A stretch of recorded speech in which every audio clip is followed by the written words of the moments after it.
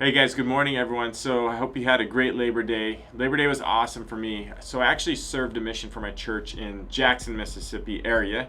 And I've always had a goal of taking my kids out to this area just so they can explore. I lived there for 2 years preaching the good word. And it was pretty interesting. I took my two younger boys, Weston and Wyatt. They've never been there. I've had a goal of taking them all summer and it just didn't happen. And randomly there was a skate competition in Mississippi. So I said, hey Weston, we're gonna kill two birds with one stone. We're gonna hit the skate competition and end up going to my area where I served as a missionary in Mississippi, right? So it was kind of a cool trip. We flew into Memphis and we drove, and I'm gonna say the town wrong because I don't have quite the southern accent as I should. So flew into Memphis, drove an hour and a half to a town called Tupelo. It's a cool little town. It's like 30,000 people, and that's where the skate contest was. There's a little bit of a local skate community there, which is kind of cool for Mississippi to have a skate community there. There's a decent park and a decent skate bowl there, and a skate shop. And so we just hung out there for a few days. And I actually didn't know this. Elvis was actually born in that town, and he was born and raised in that town until he was 13 or 14. Then his family had financial issues, and so they just literally packed up the car in one night and left to Memphis, and that's where he resided for the rest of his upbringing. So I didn't even know Elvis was born there until we got to town, and there's a bunch of Elvis stuff. I'm like, what is going on? So I looked that up, and so from there we actually drove 2 hours away from Tupelo, and to a little town called Philadelphia, Mississippi. And there's actually a family friend that's just a 19 or 20-year-old living in this town. It felt like there's only a couple thousand people in this town. And in this town was this family friend that was serving his mission. So we took him to lunch and was able to give him a hug. He's been out for 13 months, so he hasn't seen a familiar face in person for 13 months, which is pretty cool, I'm sure, for him and for us to see him. From there, we drove 2 hours away to a town called Hazelhurst. Hazelhurst is a town that I was literally dropped off as a 19-year-old boy, just scared and nervous and didn't know what I was really getting myself into.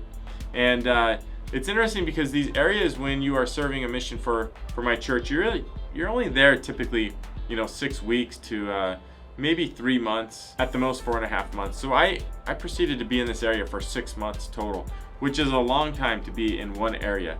For the first few months, I would have to say I was struggling bad, and I was literally just wanting to give up. And I was giving myself every excuse in the book to give up. And so I share this experience with you because I'm sure that you have a project, a business, something in your life, maybe something going on where you're trying to give up. And so it's interesting, when you're trying to give up on something, you start to give yourself first that thought, then that thought comes into an action, and in that thought you are giving yourself every excuse in your brain not to continue forward. I want to make a goal with you guys, and hopefully you guys can continue this goal through today and throughout this week on any project, anything that you have going on in your life that you shouldn't be giving up on, that you should be pressing forward, to immediately get those thoughts out of your head and not give up, and press forward on that project and that commitment that you've already made, and give yourself thoughts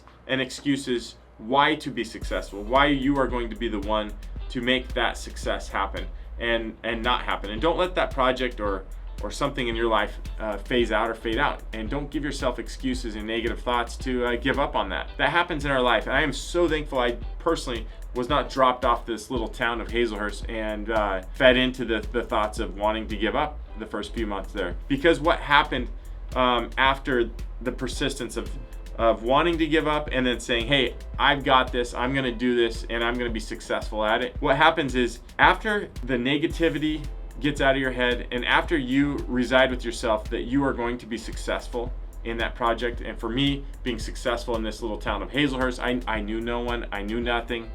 As soon as I said, hey, I am not feeding into any more negative thoughts of giving up and going home and throwing in the towel, when I had that moment in my life, that area and that city and myself changed 100%. I started to meet the most amazing people, and I had a lot of miracles that happened in my life that I will remember for the rest of my life, and people that came into my life that blessed my life, and hopefully I was a blessing to them.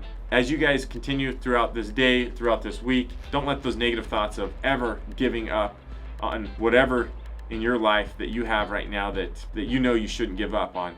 Just push forward, and in that moment that you reside with yourself, that hey, you're gonna make it happen, and great things, I promise you, amazing great things and amazing great miracles will come into your life, and you will thrive. So that's what's great about life, is we have that choice.